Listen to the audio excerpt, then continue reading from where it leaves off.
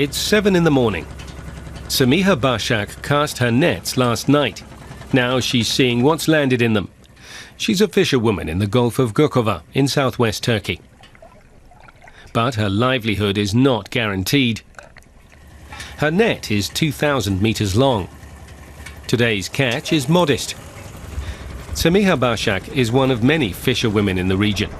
Here, it's not seen as a man's job.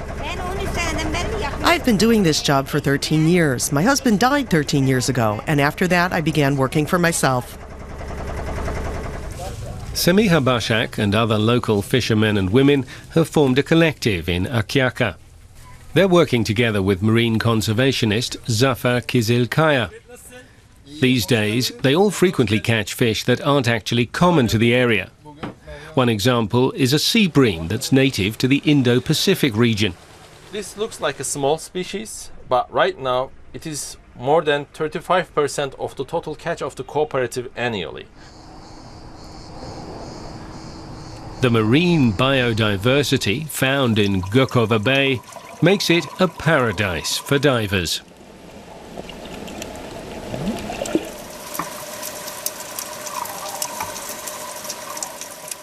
One part of the bay is a breeding ground for sandbar sharks, an endangered species.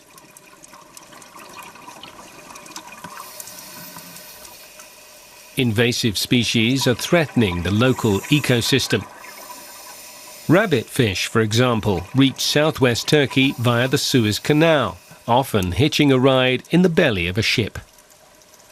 Rabbit fish, as an individual, it doesn't threaten any other fish, but entire ecosystem. Once they graze the all macroalgae, it's all barren. We lose so much biodiversity because other fishes, larvae, or other small juveniles, invertebrates, small shrimps, shells, they're all hiding, living under this macroalgae. A further problem besetting the Gulf of Gökova is overfishing. 6 areas have been made conservation zones. Fishing is forbidden. The zones are maintained by a Turkish NGO called the Mediterranean Conservation Society.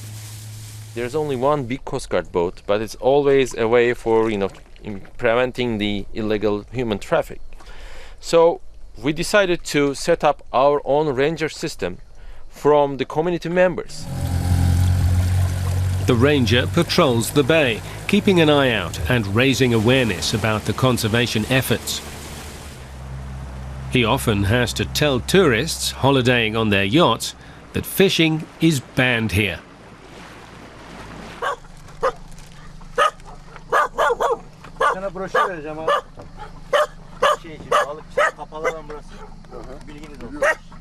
Now and then he catches someone red-handed.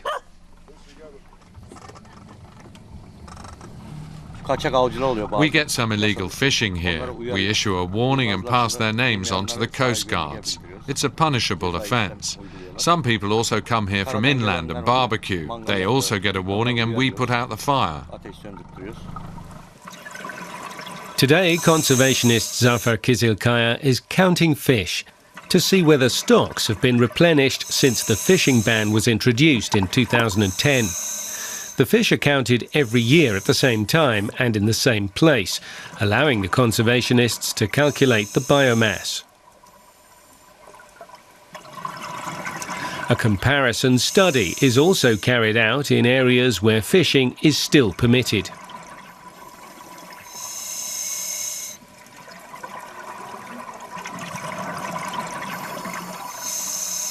Zafer Kizilkaya has drawn a first conclusion.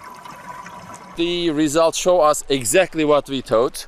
This area has the higher fish biomass. So it's approximately 60 grams per square meter. This is more than, 6 times more than the beginning. That's a lot by regional standards.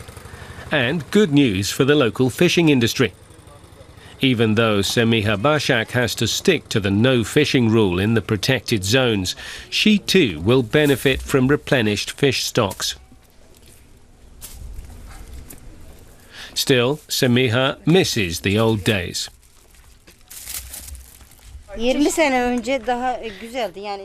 Things were much better 20 years ago. But it's still lovely. It's good that it's been turned into a conservation zone. The people responsible did a good thing, but they can't do much because people don't stick to the rules. The problem is that there are few other ways to earn a living in Akyaka. The biggest industry here is tourism. These rock tombs date back over 2,000 years when Akyaka was founded.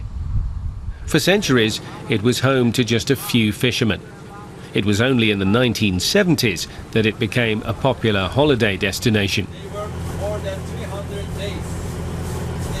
The Mediterranean Conservation Society and Zafer Kızılkaya believe that tourism and the fishing industry can be mutually beneficial.